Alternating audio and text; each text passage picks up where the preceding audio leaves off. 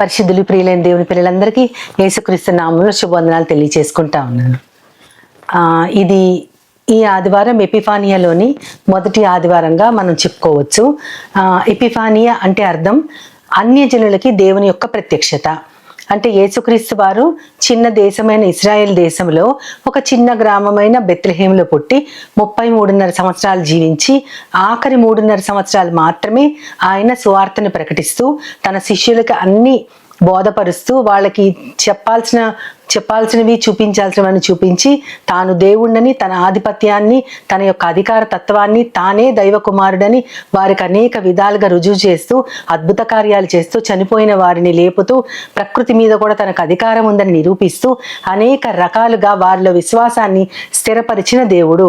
అయినా సరే ఆయన ఆయనని సిలువ వేసేటప్పుడు ఒక్క శిష్యుడు తప్ప ఎవ్వరు కూడా అక్కడ ఆ యొక్క శ్రమకి ఆయనని బంధించిన విధానానికి వారెవరు కూడా అక్కడ ఉండలేదు. అందరూ కూడా చెల్లా చెదరైపోయిన వారు.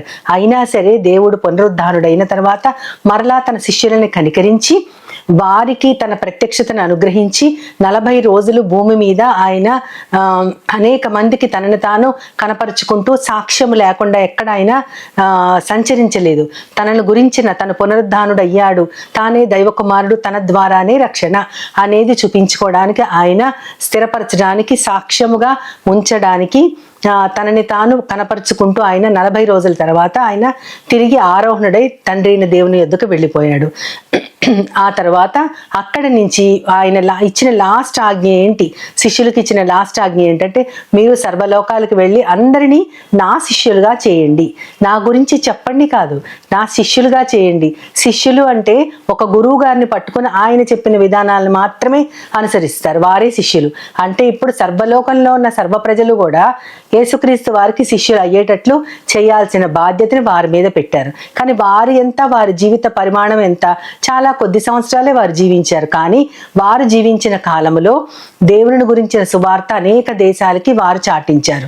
అక్కడి నుంచి మిషనరీస్ దగ్గర నుంచి మనకు వచ్చింది.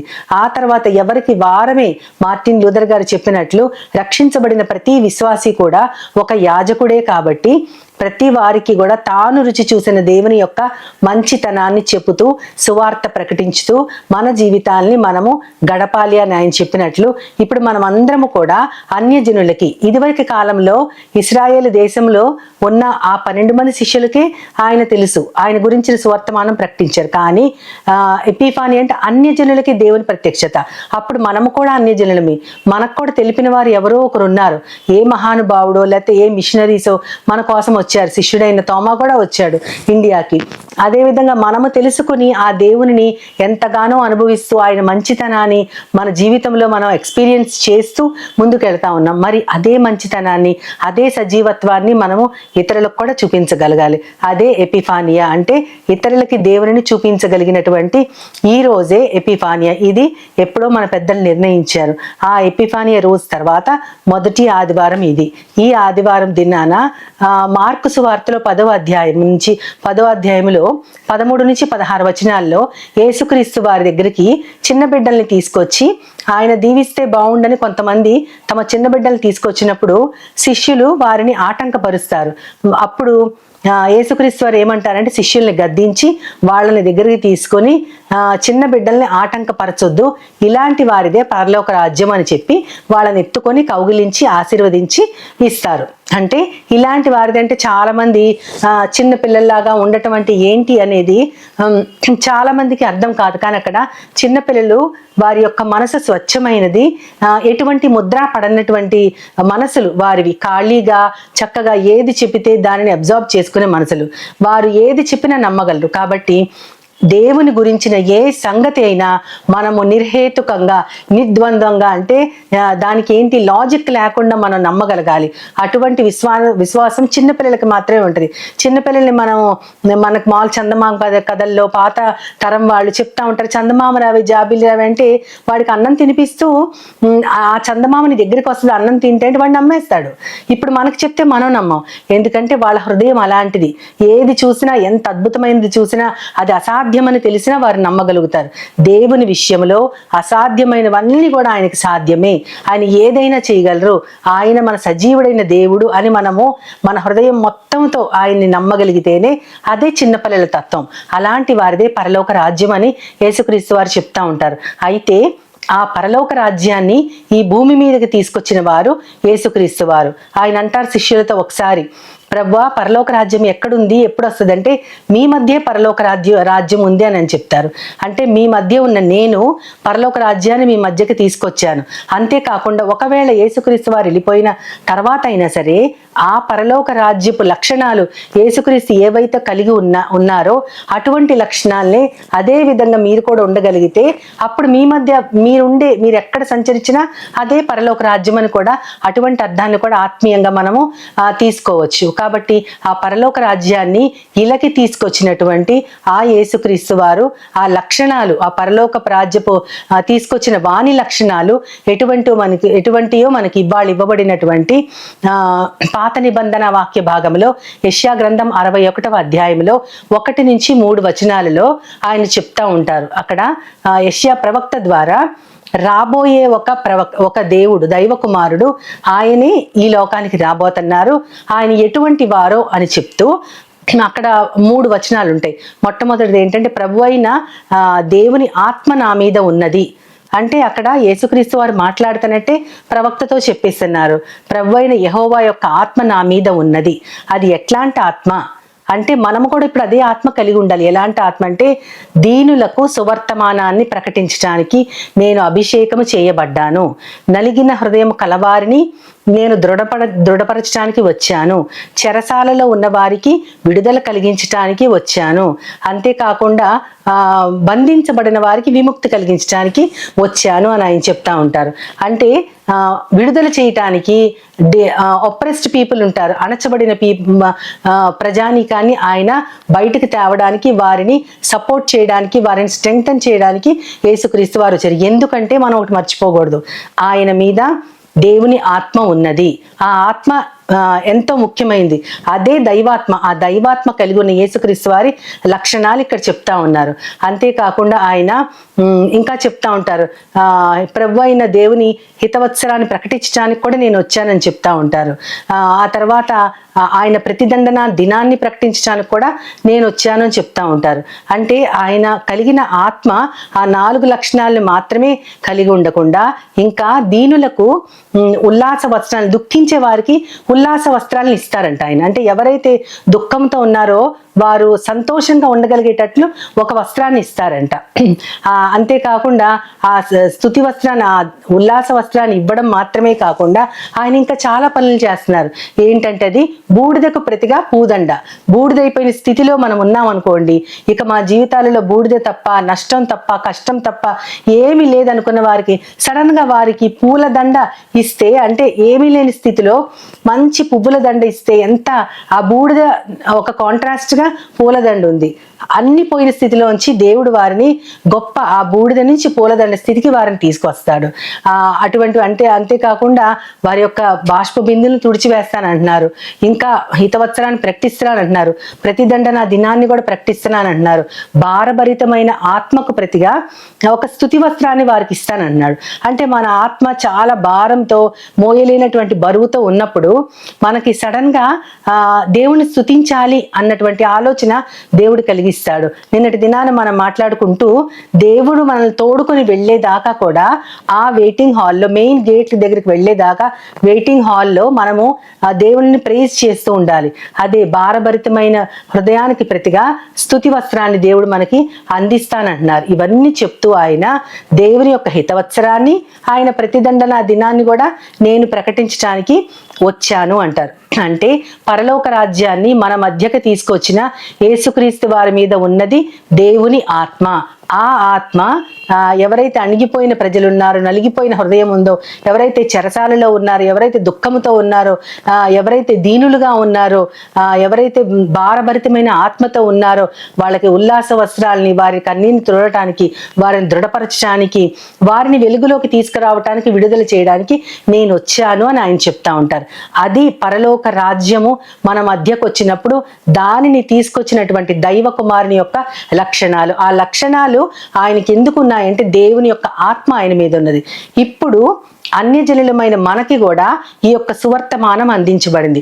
ఇది ఎపిఫానియాలోని మొదటి ఆదివారం కాబట్టి ఈ రోజు మనము కూడా ఒకప్పుడు జనులముగా ఉన్నాము, కానీ మనకు అందించబడిన సువర్తమానం ద్వారా మనల్ని నలిగిపోయిన స్థితిలో ఉన్న మనల్ని దృఢపరచడానికి ఆయన వచ్చారు.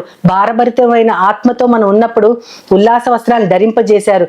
బూడిద లాంటి స్థితిలో మనం ఉన్నప్పుడు పూలదండ మన చేతికి ఇస్తే ఎంత ఆనందకరమైన స్థితితో అటువంటి స్థితిని మనకు కలుగు చేశారు. ఇవన్నీ మన స్థితి మారిపోయి ఇప్పుడు మనము దేవునిని కీర్తించగలుగునట్లు పరలోక రాజ్యపు అధినేతే మన చెంతకు వచ్చారు కాబట్టి అన్యజనులమైన మనకి కూడా ఆ వార్త తెలుపబడింది కాబట్టి మనం ఎంతో ధన్యతతో ఆ యొక్క దీవెనని మనము పొంది ఉన్నాము. అందుకని ఆ రాజ్యపు అధినేత యొక్క ఆ హృదయము, ఆ ఆత్మ కలిగి ఉన్నటువంటి ఆ యేసుక్రీస్తు వారి ఆత్మే మనకి కూడా ఉంటే ఇందాక చెప్పబడినట్లు చంటి బిడ్డలు నా దగ్గరికి రానివ్వండి, వారిని ఆటంకపరచొద్దు, పరలోక రాజ్యం ఇలాంటి వారిదే అని దేవుడు చెప్తున్నారు. అంటే దేవుడు ఎవరెవరినైతే ఆయన పైకి తీసుకురావడానికి సపోర్ట్ చేయడానికి వచ్చారో అటువంటి దేవునిని మనము చేరుకోవాలంటే, ఆ పరలోక రాజ్యము మనకు కూడా సంప్రాప్తించాలంటే దానికి మనము కూడా వారసులం అవ్వాలి అని అనుకుంటే గనక అప్పుడు మనము ఖచ్చితంగా ఆ చంటి బిడ్డ లాంటి మనస్సులాగా మన మనస్సులు కూడా మారిపోవాలి. మనం ఏ స్థితిలో ఉన్నా సరే దేవుని స్తుతించాలి. మనం ఆయన దగ్గర నుంచి పొందిన ప్రతి దానిని గుర్తు చేసుకుంటూ మన మనస్సుని మార్చుకుంటూ దేవునికి తగ్గటువంటి వారసులలాగా మనము కూడా తయారయ్యి మనం ఇతర అన్ని జనులకి మనము కూడా ఆ వార్తని అందించగలగాలి. అటువంటి వార్తని మనం అందించగలిగినప్పుడు మనము అన్ని జనులకి, ఇతరులకు కూడా దేవుని ప్రత్యక్షతని, ఆయన వెలుగుని చూపిస్తున్నట్లే. ఆ విధంగా దేవుని రాజ్యంలో ఉండవలసిన, అంటే పరలోక రాజ్యం ఇలాంటి పిల్లలదే అన్నారు దేవుడు. ఆ పిల్లలకి దేవుడు ఒక హెచ్చరిక ఎఫెసీయులకు రాసిన పత్రిక 6వ అధ్యాయంలో మొట్టమొదటి వచనంలోని దేవుడు చెప్తా ఉన్నారు, పిల్లలారా ప్రభునందు మీ తండ్రులకు విధేయులుగా ఉండండి అని చెప్తున్నారు. ప్రభునందు మీ తండ్రుల కంటే మీకందరికీ కూడా ఒక్కడే ప్రభువు. ఆ ప్రభువుకి ప్రతిగా ఈ లోకంలో యేసుక్రీస్తు వారు వచ్చారు కాబట్టి మనము తండ్రిని గుర్తు చేసుకుంటూ ఈ లోకపు తండ్రికి మనం విధేయులుగా ఉండాలి. ఎందుకంటే పరలోక రాజ్యం ఆయన అందరికీ తీసుకొచ్చారు. పిల్లలకి, పెద్దలకి, తన వంశం వారికి, తన ప్రజలకి మాత్రమే కాకుండా అన్యజనులైన ప్రతి వారికి కూడా పరలోక రాజ్యాన్ని చేరువుగా తీసుకొచ్చారు. దాన్ని అనుభవించిన మనం ఇతరులకు కూడా చెప్పాలి. కాబట్టి ఆయన ఇక్కడ హెచ్చరించేది ఏంటంటే, పిల్లలారా మీ తండ్రులకి విధేయులుగా ఉండండి. అంటే దాని అర్థం ఏంటంటే, మీ తండ్రికి మీరు ఆయన చెప్పిన మాట వింటేనే పరలోక రాజ్యం మీదవుతుంది. ఎందుకంటే పరలోక రాజ్యం ఇలాంటి పిల్లలదే అన్నారు ఆయన. కాబట్టి పిల్లలందరూ కూడా ఆ పరలోక రాజ్యం మాదే అని మేమే వారసులు మనం చెప్పుకోవాలంటే ఆ పిల్లలు ఎలా ఉండాలంటే తండ్రికి విధేయులుగా ఉండాలి అంటూ ఆయన ఇంకోటి గుర్తు చేస్తారు. మనకి మొట్టమొదట దేవుడిచ్చినటువంటి వాగ్దానంతో కూడిన ఆజ్ఞలలో మొట్టమొదటి ఆజ్ఞ అవుతుందని ఏంటంటే, నీ తల్లిని తండ్రిని సన్మానిస్తే నువ్వు నీ దేశంలో దీర్ఘాయుష్మంతుడు అవుతావని అక్కడ మనకి చెప్పబడింది. అదే వాగ్దానాన్ని ఇక్కడ పౌలు గారు మళ్ళీ ఎఫెసీయులకి రాస్తూ గుర్తు చేస్తూ ఉంటారు. నీకు మేలు కలగాలంటే నీ తల్లిదండ్రుల్ని సన్మానించు, అప్పుడు నువ్వు దీర్ఘాయుష్మంతుడు అవుతావు అని పిల్లలకు చెప్తున్నారు. ఇక్కడ పిల్లలంటే చాలా చంటి పిల్లలని అర్థం కాదు. తల్లి తండ్రి బ్రతికి వీళ్ళు వాళ్ళకి కుమారులు కుమార్తెలుగా ఉన్నంత కాలం వాళ్ళ పిల్లలే. కాబట్టి మీ తల్లిదండ్రులు బ్రతికి ఉన్నంత కాలము వారికి మీరు విధేయులు అవుతూ వారిని మీరు గౌరవిస్తూ ఉంటే దేవుడు నీకు మేలు కలుగు చేస్తాడు. అంటే అప్పుడు నువ్వు పరలోక రాజ్యంలో వారసుడు అవుతావు. ఇందాక చంటి బిడ్డలదే పరలోక రాజ్యం అన్నారని పిల్లల లాంటి మనసు, ఆటలు పాటలు చేస్తూ ఉన్నటువంటి మనసు అది కాదు, ఆ మనస్సు కాదు. ఇక్కడ పిల్లలకు ఉండాల్సిన మనస్సు ఎలా ఉండాలో చెప్తున్నారు దేవుడు. తల్లిదండ్రులకి విధేయత చూపించడమే పిల్లలకు ఉండాల్సిన మనసు.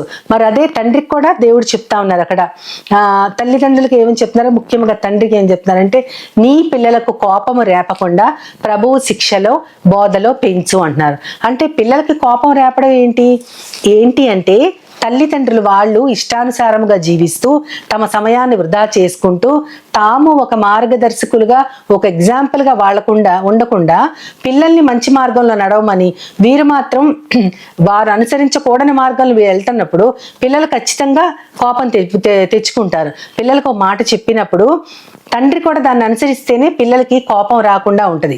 నేను ఎలా ఉన్నానో చూడు, దేవుడు చెప్పిన మార్గాన్ని మాత్రమే అనుసరిస్తున్నాను, నన్ను పోలి నువ్వు కూడా నడుచుకో అని తల్లిదండ్రులు చెప్పినప్పుడు పిల్లలకి ఒక భయభక్తులు ఉంటాయి తల్లిదండ్రులు అంటే.